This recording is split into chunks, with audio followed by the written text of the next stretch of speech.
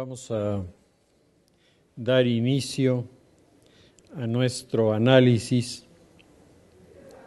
de este 20 de marzo de el año 2013. De los temas para analizar el día de hoy, pensaba dedicar un poco al tema todavía vigente de el Papa Francisco y comentar también un poco los escenarios que se están presentando en Venezuela ahora que se prepara la elección para presidente de este país y que está despertando tantísimas polémicas. Yo creo que el tema del Papa Francisco en principio parecería haberse agotado, es decir, se ha terminado la incertidumbre del cónclave. Todavía hace 8 días, mientras estábamos haciendo el análisis, estaba anunciándose que ya había fumata blanca, pero sin duda hay toda una serie de notas que han venido acompañando desde la aparición en el balcón del nuevo Papa hasta la misa del día de ayer. Hay toda una corriente de información que comienza a poner la figura del Papa Francisco en la mira para descalificarlo o cuando menos crear suspicacias. Me ha llamado la atención la rapidez con la que han aparecido por diversos lugares textos en los que la figura del cardenal Bergoglio es presentada como ligada a los movimientos de represión de la dictadura militar en Argentina, o bien lo presentan como una persona que ha tenido como característica la indefinición de sus actitudes y sobre todo de sus decisiones como jefe de un sector de la Iglesia. Yo quisiera hablar un poco de esto y mezclarlo con esta serie de libros que están apareciendo también, en donde la figura del Papa Francisco está siendo de alguna manera manipulada para señalar que se cumplen las profecías, el último Papa, no es Papa sino antipapa, en una de esas es hasta el anticristo. Y digo, uno revisa esto y por lo menos a mí me parece que en ciertos ambientes intelectuales pues cualquiera debería rechazar estas manifestaciones, y no es así. Hay innumerables personas que están muy afectadas por estas vertientes que hablan de toda una serie de conspiraciones. El tema de las conspiraciones fascina a las personas y entonces están viendo complots y conspiraciones por todos lados. Y apareció además en fecha recientísima un libro de un escritor peruano que ha venido publicando, ya son 4 libros sobre Frattini, 4 libros sobre el Vaticano y sobre muchas de las historias del Vaticano, siempre con un criterio muy sesgado, pero muy bien escrito, y entonces mucha gente lo compra. El libro se llama Los Cuervos del Vaticano y se refiere precisamente a esa maniobra que se llevó a cabo a finales del año pasado en donde salieron a relucir documentos confidenciales del Papa, y estos documentos confidenciales estaban de una forma o de otra identificados o muy relacionados con el tema del cónclave. Y en esta visión, el grupo de los llamados cuervos lo que quería era garantizar que no resultara electo papa el cardenal Scola. Era, digamos, el propósito número 1 de esta maniobra. Y ahora aparece el libro de los cuervos del Vaticano. No he tenido la oportunidad de leerlo, le he leído los otros 3 de Frattini y más o menos conozco su orientación, pero habrá que esperar a para tratar de entender hacia dónde van, ¿no? La literatura ha tenido siempre un juego en lo que se refiere a las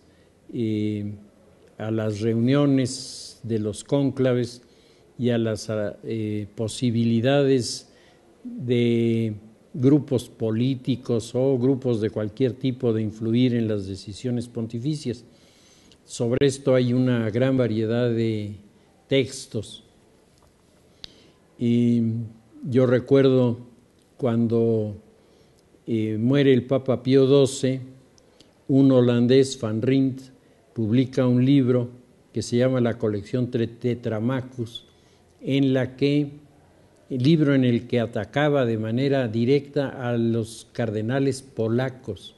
O sea, desde entonces se veían los cardenales polacos una fuerza, acusándolos de haber sido colaboracionistas con los alemanes, cosa que en el caso del cardenal Wyszynski no había manera de probárselo. Wyszynski y los nazis sacaron chispas cada vez que se acercaron. Y, sin embargo, la versión de la novela iba orientada a que los cardenales habían contratado a un matón para que eliminara a las personas que conocían la existencia de la colección Tetramachus, que era donde venía detallada la traición de los cardenales polacos al mundo cristiano. Más adelante, un escritor norteamericano, Bruce Marshall, en la época del concilio, publica un libro que se llama El Papa, en donde él dice que, dadas las corrientes que están dominando en el concilio, la época del progresismo religioso, que el próximo Papa va a ser norteamericano y va a tomar como nombre Marx I. Y entonces, con una visión totalmente apocalíptica, dice que esto se engancha con las profecías, y entonces con esto terminará propiamente la Iglesia. Y sin duda el tema, decíamos, de los papas en la literatura ha tenido siempre mucho atractivo. Y yo les comentaba en la vez anterior el libro de Giovanni Papini, de Cartas del Papa Celestino VI a los hombres, en donde en el año de 1946, que es cuando él escribe el texto, él tiene frases como la siguiente. En su carta a los teólogos dice el Giovanni Papini: ¿por qué pues la teología es hoy tan poco popular entre los hombres? ¿Por qué la vemos quedar relegada, sobre todo en la Iglesia? ¿Qué ha sucedido? Y les dice a los teólogos: interrogad a vuestras conciencias y responded con cristiana franqueza. La responsabilidad no es del todo vuestra, pero sí en buena parte. La verdad, dolorosa verdad, es que la vida ardiente y creadora del pensamiento se ha retirado de vosotros. ¿Por qué habéis permitido que los enemigos de Dios hayan ocupado vuestros puestos. Y en otra carta, donde le escribe al pueblo que se llama cristiano, le dice: no puedo seguir callando. Aguardé acaso demasiado, pero hoy tengo la obligación de hablar, tengo el derecho y hablaré.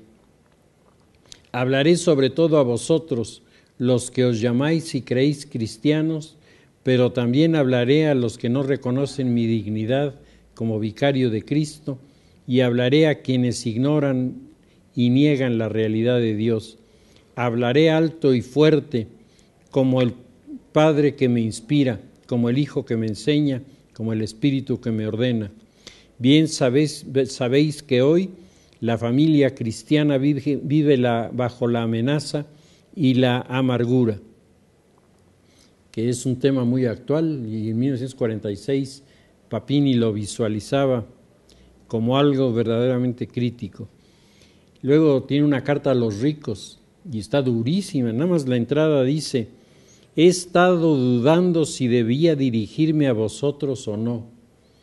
La sentencia anunciada en contra vuestra por aquel que me manda no necesita apostillas. O sea, durísimo. Y luego a los pobres les dice: no es verdad que la Iglesia consuela a los pobres con el espíritu de la vida ultraterrena. Aprended de Francisco, les dice, el más cercano de los seguidores de Cristo, y seréis como él, fieles y felices en la pobreza. O sea, las reflexiones de Papini son bastante interesantes. Y sobre las expectativas de la elección de los papas, yo quería comentarles hoy las dos novelas de Morris West, que me parece que a veces no aquilatamos ciertas observaciones. Morris West es un escritor que fue católico, él perdió la fe, australiano, nacido en 1916, muerto en 1999. Y fue lasallista, fue hermano lasallista, y en la Segunda Guerra Mundial abandonó la orden lasallista y trabajó en los servicios de inteligencia australianos. Él publica en el año de 1963 el bestseller de ese año, Las sandalias del pescador, que fue después convertido en una película no muy buena, en donde actúa Anthony Quinn como el Papa, y la crítica de los conocedores decía: sorba el Papa, porque la figura de que Anthony Quinn no se prestó para el personaje. En el libro de las sandalias del pescador, un cardenal ucraniano, preso político de la Unión Soviética, está preso en las instalaciones de Novosibirsk. Y esto es interesante porque Novosibirsk es el centro en donde se reunió el grupo de intelectuales y políticos en Rusia que terminó con el modelo del comunismo que nosotros conocemos. Por eso el grupo de Gorbachov era conocido con el sobrenombre del clan siberiano, porque ellos hacían de Novosibirsk su base. Y entonces, trabajando en las minas de Novosibirsk, el cardenal ucraniano Cirilo Lakota es liberado por órdenes del Soviet Supremo y es enviado a Roma, y el hombre resulta electo papa cuando muere el papa que estaba vigente en el momento en el que él llega. Y él toma el nombre del Papa Cirilo I por ser San Cirilo, el evangelizador de estos lugares. 15 años después, el primer papa eslavo tomaba el nombre de Juan Pablo II y era el cardenal Karol Wojtyła. Es decir, hay una cierta similitud, y Wojtyła era un adversario no de los comunistas, pero en serio. Es decir, hay un paralelismo interesante. En el año de 1997, Morris West escribe su último libro, se llama Eminencia. En la novela, el cardenal argentino Luca Rossini es electo papa en el cónclave. Es, verdaderamente increíble, ¿no? Con qué puntualidad lo señala. Luca Rossini es víctima de la persecución militar durante la dictadura, pero es acusado por las Madres de Mayo de colaboracionista, lo que le están diciendo a Bergoglio las Madres de Mayo en este momento. Es crítico del nuncio apostólico por haber callado en la época de la dictadura militar. El cardenal Rossini vivió un intenso romance con Isabela Ortega. Este es el personaje de que se maneja. Y bueno, pues el actual papa tuvo una novia, Amalia Damonte, que tiene ahora 76 años, que está casada, y ella dice que él era un hombre muy apasionado, que eran muy chiquillos, dice, cuando fueron novios, pero él era muy apasionado, y le decía, si no te casas conmigo, me voy de cura. Y le decía, y si te casas conmigo, te compro aquella casa, le decía, ¿no? Entonces ella lo recuerda como, digamos, una experiencia de tipo simpática, pero de gran pasión, ¿no? Y en la obra de Morris West, Isabel Ortega es igual una mujer que se enamora de este hombre, pero este hombre tiene una fuerte vocación religiosa, y entonces se va de religioso, hace su vida religiosa y sigue manteniendo una amistad con aquella mujer que a él le salvó la vida en la época de la persecución por parte de los militares. El cardenal electo, el cardenal Rossini electo, no acepta el cargo y propone al cardenal de Milán. Es muy curioso porque el rival de el cardenal Bergoglio era el cardenal de Milán, Angelo Scola. Entonces, estos paralelismos a mí me han parecido curiosos, ¿no? Porque hablan de un hombre que le atinó 2 veces a un tema tan complicado como este, ¿no? Y además señalando algunos detalles que son verdaderamente interesantes. El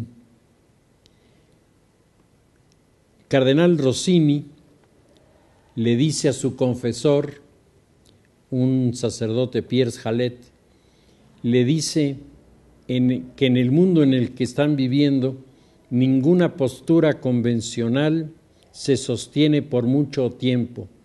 Tarde o temprano todos llegamos a la situación decisiva desde la cual tenemos que luchar o morir. 16 años después, el cardenal Jorge Mario Bergoglio, argentino, es electo como el nombre de Francisco, y hay la versión de que en el último momento el cardenal de Milán se apostó por él, es decir, un poco al revés de lo que manifestaba el otro personaje. La elección del Papa Francisco nos presenta a un personaje totalmente diferente de Juan Pablo II y de Benedicto. No es el hombre con un carisma social político como lo tenía Juan Pablo II, pero es un hombre que tiene un carisma con la gente pobre verdaderamente excepcional. Es un hombre que tiene, decíamos, un doble perfil. Desde la perspectiva doctrinaria es duro, es un hombre que defiende la familia, defiende la vida, y en ese sentido es inamovible en sus convicciones. Y la otra faceta es la faceta del acercamiento a la gente pobre, en donde brinca por encima aún de los más avanzados. Su prédica, apenas tenemos algunas muestras de ella, pero su prédica ya tiene algunas características peculiares.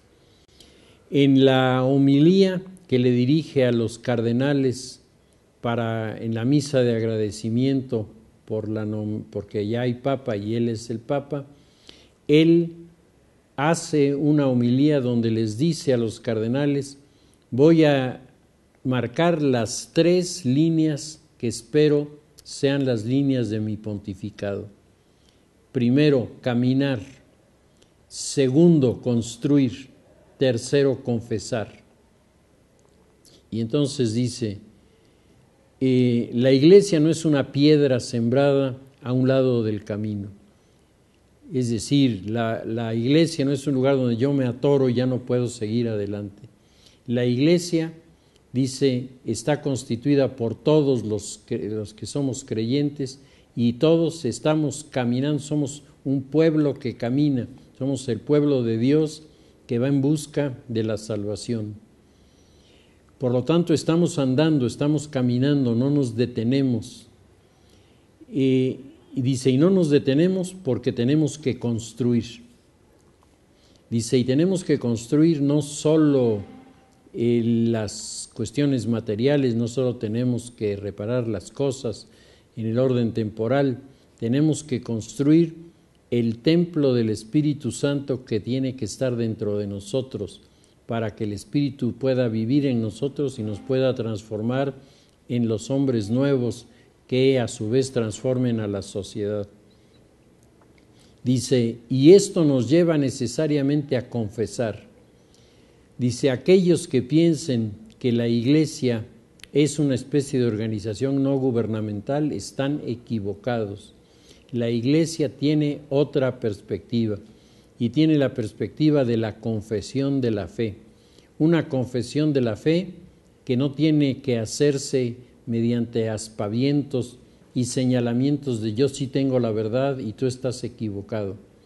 Es la confesión, dice el Papa Francisco, dice, es la coherencia entre lo que decimos y lo que hacemos. Es el testimonio de la vida, es nuestra creencia hecha realidad y vida la que convencerá a los demás de que ser como nosotros vale la pena. Eso es confesar. Y dice, y esas serán las líneas de mi apostolado. Pues a mí me parece que en una homilía muy corta establece con una precisión extraordinaria algunos de estos valores notables que sin duda le hacen tanta falta a la Iglesia en este momento.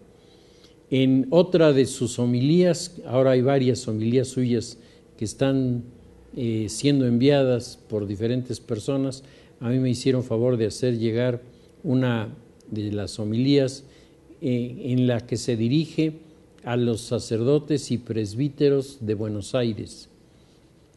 Y entonces su tema es el clericalismo materialista que está invadiendo la Iglesia.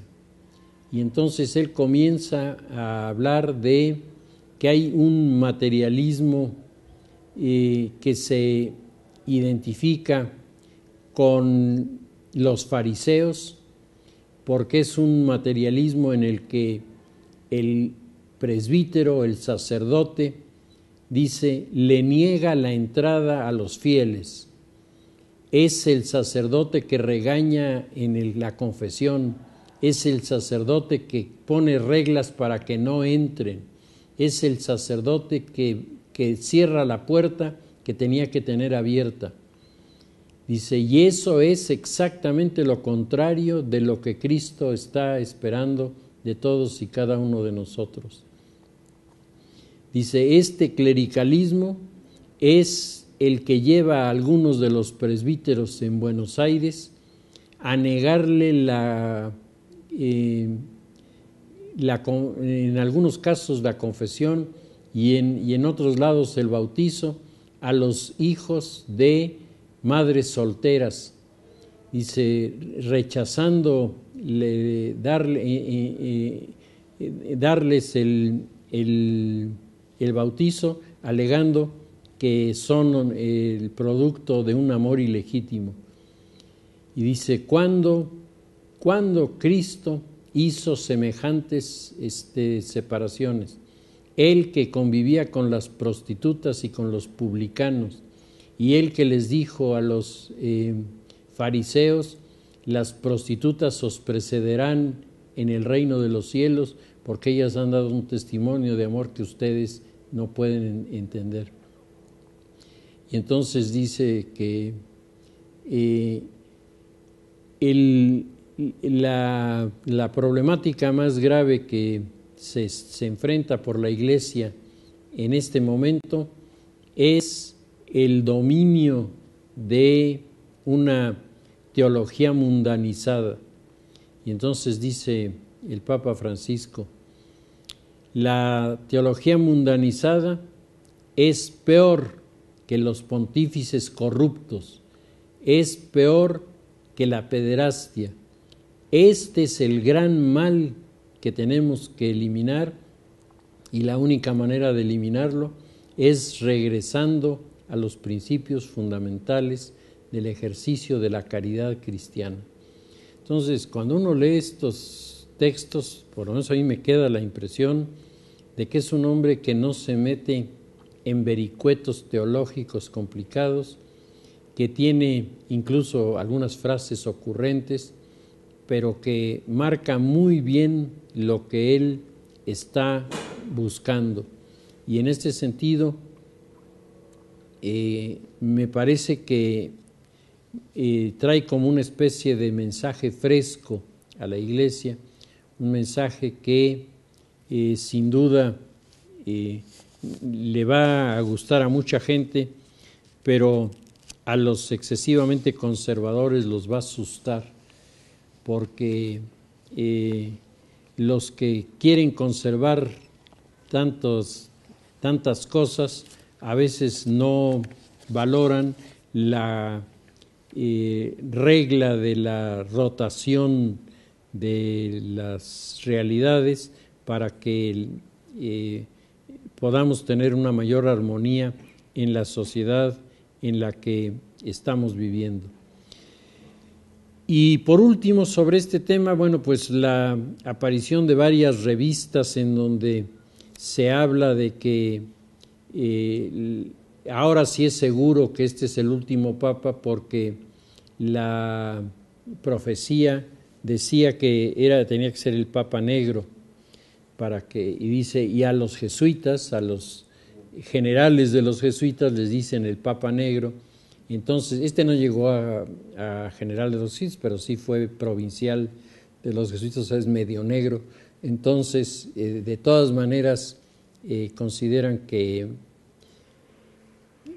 está marcando el final de los tiempos. Hay un milenarismo larvado en muchísimas personas que están como desesperadas porque algo les confirme que esto es el fin del mundo. Yo, por más que les digo que el fin del mundo solo lo sabe el Señor de los cielos y nadie más, Cristo mismo lo dijo, nadie ni yo sabemos el cuándo y en dónde y cómo, sino solo el Padre Celestial es el que lo sabe. Y sin embargo hay quien se atreve a decir que ellos ya encontraron la clave para señalar que ahora sí va de veras, ¿no? Que este es el auténtico final de los tiempos. Y por otro lado, la descalificación del Papa por estos grupos, porque consideran que es el representante del anticristo, por eso sería el Papa Negro. Y no cabe duda que se necesita, como yo digo, mucha imaginación o mucha ignorancia, y a veces las dos van juntas, para creer y aceptar este tipo de planteamientos.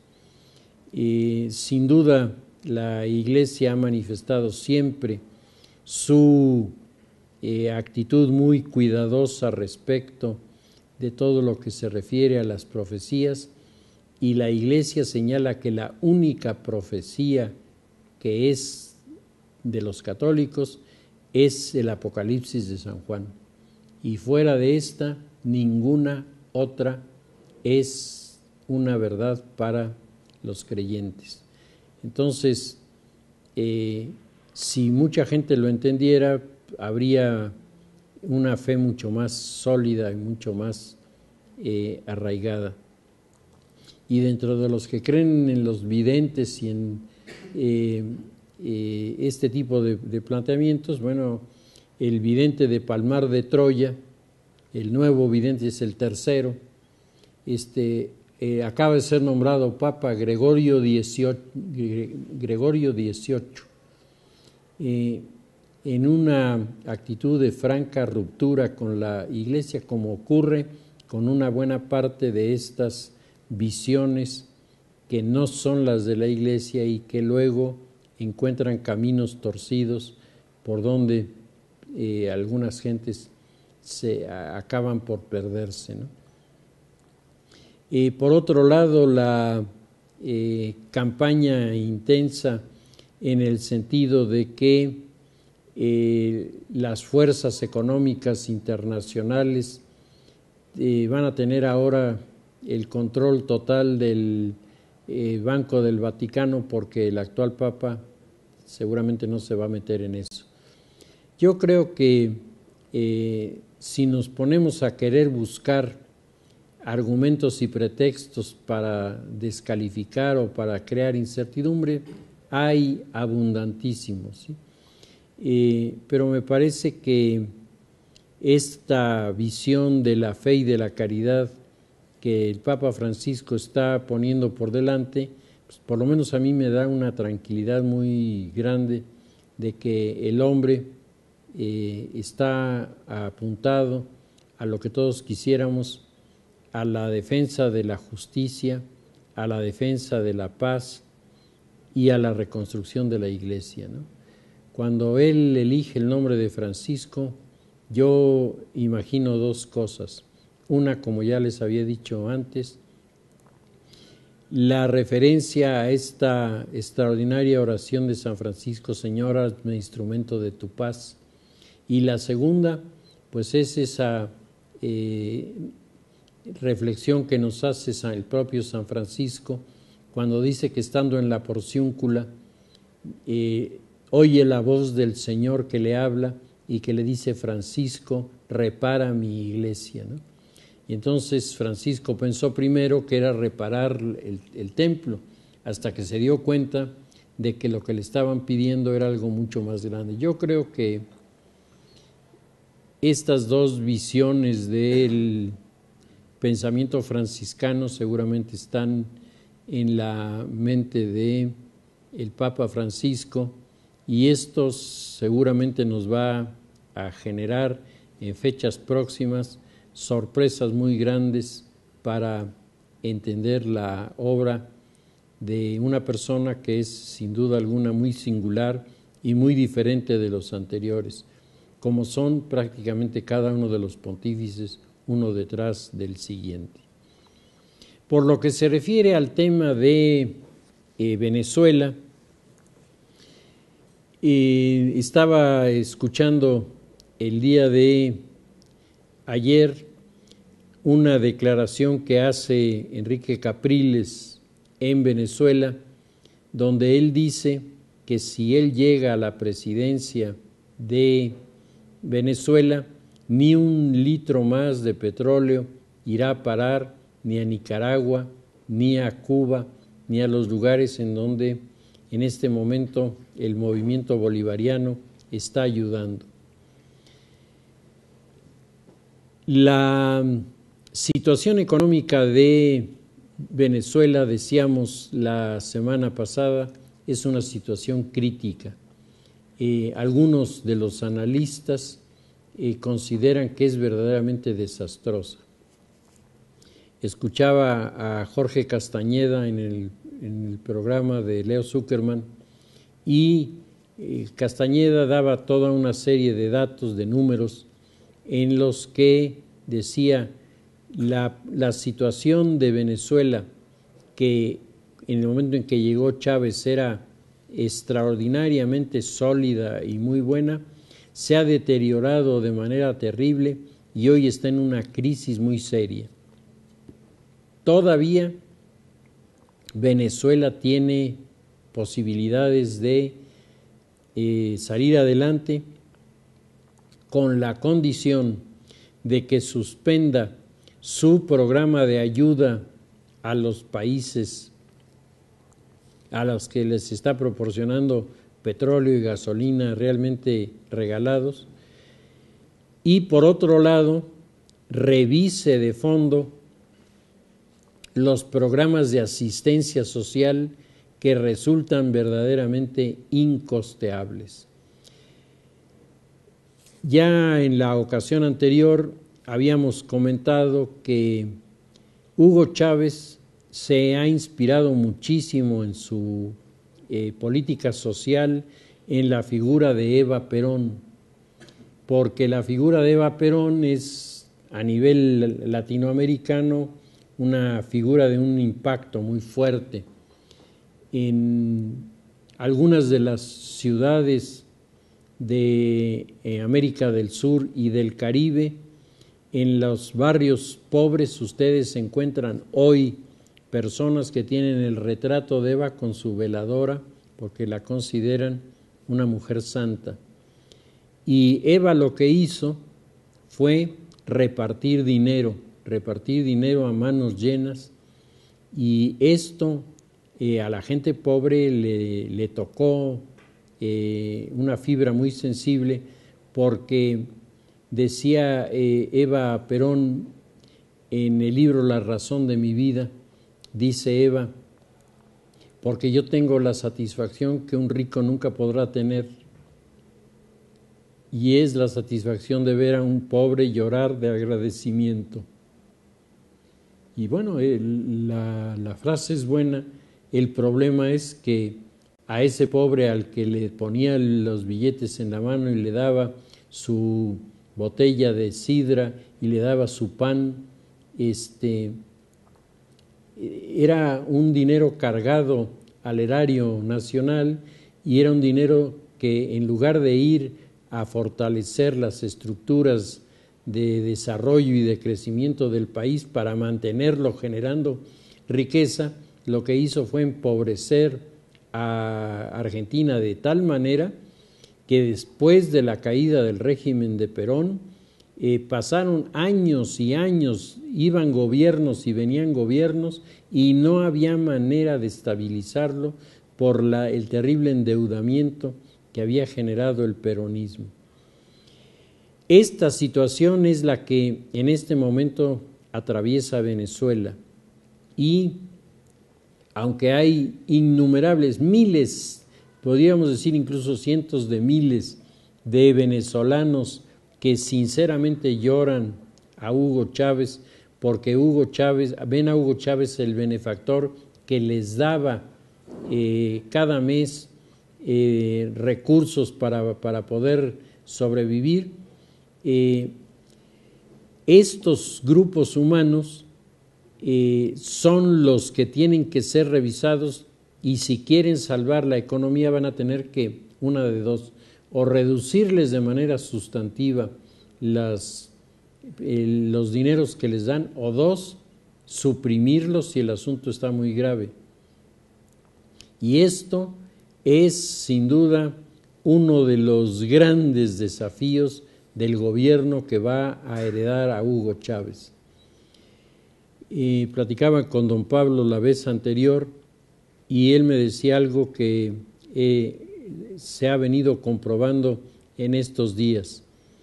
En las circunstancias actuales, lo deseable es que Capriles pierda las elecciones, porque a Capriles le va a tronar en las manos el problema de decirle a Cuba, a Nicaragua, a Argentina, saben que ya no los voy a poder ayudar, ya no les voy a poder mandar el petróleo y el combustible prácticamente regalado. Si ustedes quieren, me lo pagan, y si no, yo ya no puedo seguirles dando. Le va a tocar al gobierno que llega el hacer la revisión de a quién van a ayudar y a quién no. Y en el momento en que comiencen a retirar las ayudas, ustedes lo verán, se van a provocar protestas monumentales. Y imagínense si es Capriles el que lo enfrenta. Simplemente la sociedad le echaría la culpa a Capriles de ya no hacer estas cosas. La sociedad nunca entendería que ha llegado una situación límite en la economía en donde ya no pueden seguir haciendo lo que habían venido haciendo, que es necesario hacer recortes de mucho fondo y de mucha seriedad si realmente quieren recuperar la estabilidad de la economía y poder abastecer a los centros de distribución de productos básicos y necesarios a la sociedad sin mayores dificultades. Esto, desafortunadamente, la gente a la que se le regala el dinero no lo entiende. Y no lo entiende porque ya se le acostumbró durante años a que le tocaban a la puerta y le ponían el dinero en la mano, o le ponían la despensa, o le daban ropa, o le daban zapatos, o le daban muchas cosas. Decíamos en la ocasión anterior que no es que uno esté en contra de que ayuden a la gente pobre. A mí me impacta, me emociona ver que llegan y le entregan al niño ahí sus juguetes o sus cosas, sí, pero eso hecho alguna vez tiene su mérito, pero cuando se hace permanentemente, en primer lugar se malenseña a la gente y en segundo lugar se crean dependencias económicas que son insostenibles.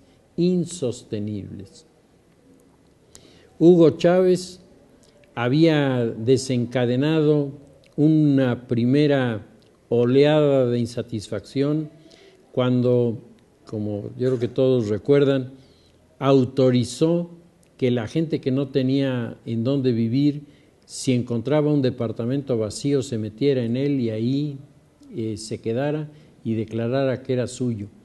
Y esto para todos los edificios de la ciudad y para todas las casas que estaban en las áreas próximas a la ciudad, muchas de estas casas de descanso que tenía gente que vivía en la ciudad y el fin de semana se iba al exterior. Hoy eso está totalmente invadido y la policía no solo no hace nada, sino la policía garantiza que el dueño del lugar no pueda reclamar su propiedad.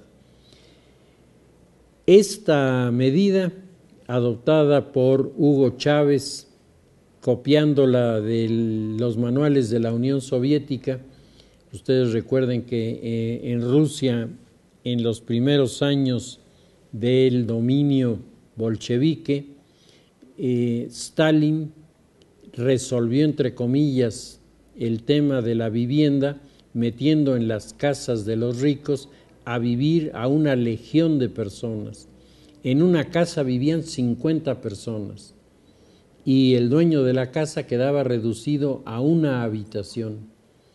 Si alguien recuerda la película del Doctor Zhivago, en la película se ve con toda claridad lo que había sido una casa señorial, acaba siendo ni siquiera una vecindad, algo peor que una vecindad, porque los que vivían en uno en el cuarto de junto del otro y además todos compartían los mismos servicios. Verdaderamente aterrador el panorama. Esta situación ha provocado la polarización de Venezuela. Decía Hugo Chávez acusando a Capriles: es que ustedes, los de la oposición, me han polarizado a Venezuela. Y esto es cierto, la oposición polarizó Venezuela, pero la polarizó porque ya Hugo Chávez había creado las condiciones de rechazo.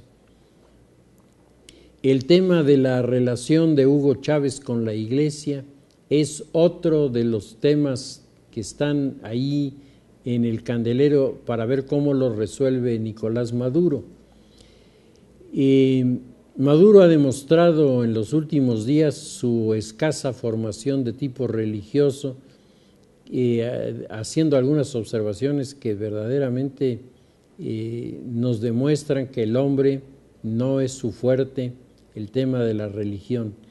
¿Cómo va a resolver el nuevo presidente de Venezuela su vinculación con la jerarquía religiosa, con la jerarquía católica, cuando Chávez llegó a tensar tanto los contactos y el intercambio de ideas entre la Iglesia y el Estado, que el Papa se vio obligado a cambiar al cardenal y mandar a otra gente porque ya la lista de insultos de Hugo Chávez había rebasado todo lo creíble? ¿Cómo va a resolver el nuevo gobierno su relación con Estados Unidos? ¿Va a cambiar la estrategia, lo que sería lo lógico, ¿no?, en una perspectiva en donde Estados Unidos está mandando la señal de que se trata de formar un bloque de países latinoamericanos suficientemente poderoso como para poder desafiar a China y poder desafiar a los países que están surgiendo como Australia y Nueva Zelanda como los grandes competidores? Los más elementales principios de la lógica diplomática y política dirían que el gobierno de Maduro debería acercarse a este escenario y decir: yo quiero participar y vamos juntos y vamos a construir una nueva perspectiva para el futuro. Pero ustedes imagínense qué ocurriría si Maduro llega y les dice: ¿saben qué? A partir de mañana ya no vamos a insultar a los americanos y nos los vamos a hacer socios. Pues yo creo que la gente lo echa a patadas al día siguiente, o por lo menos le crea una situación muy difícil y conflictiva. Pero si lo hiciera Capriles sería peor, entonces hay una rebelión popular.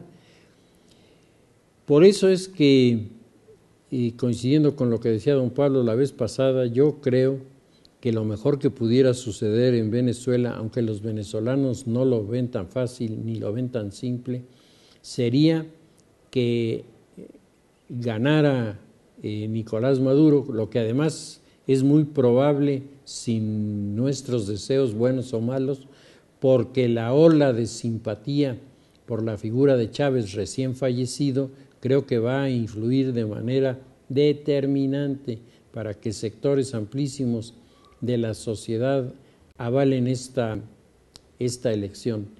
Y Maduro pues tendrá que resolver si quiere construir el mundo de mañana o quiere hundirse en el pasado. No tiene más que esas dos alternativas. Y dada la actitud que ha venido manifestando en las últimas 2 semanas, pues tal parecería que Maduro está decidido a querer repetir él el fenómeno de Chávez. Y bueno, son opiniones muy personales, pero a mí en lo particular no veo en Maduro ni los signos de un carisma especial, ni mucho menos veo en Maduro una figura que tenga esa solvencia, que tenga esa ese conocimiento, ese criterio del manejo de la política que le permita finalmente resolver la problemática de Venezuela con sabiduría y con el sentido del bien común. El gran problema del chavismo es precisamente el que ha roto dos de las reglas fundamentales de la política. La primera, ha roto el principio de la concordia. La política, en el fondo, es el conjunto de acciones que tienen que llevarse a cabo para que se produzca el bien de la sociedad en medio de la concordia. La concordia es el gran valor de la sociedad, es lo que mantiene a la sociedad viva y al mismo tiempo actuante en el terreno de la política. Por eso el planteamiento de darle a la concordia un valor es y se ha considerado siempre elemento clave de la formación de la política. Y la otra es el concepto del bien común, es decir, se trabaja para todos. El gobernante, cuando es buen gobernante, no gobierna para los que lo eligieron, que eso es relativamente fácil, gobierna para todos. Y ahí es donde viene la verdadera dimensión del estadista, que sabe que aún aquellos que están radicalmente en su contra, que lo critican, que lo descalifican, a ellos los tiene que tratar con la visión del bien de la comunidad y no excluirlos de la misma. Estos dos factores el bolivarismo los ha perdido. Originalmente los tuvo porque Norberto Ceresole, que fue el autor del planteamiento, tenía claros estos principios elementales de la política. Hugo Chávez los perdió y yo creo que Nicolás Maduro ni los conoce, y el riesgo entonces es que además de todo no haya concordia, es decir, haya discordia, y la sociedad descubra que aquí se está gobernando con un criterio sectario y no con el criterio del bien común. Pues si les parece, dejamos nuestro análisis hasta aquí y seguiremos con los temas nacionales en la próxima semana.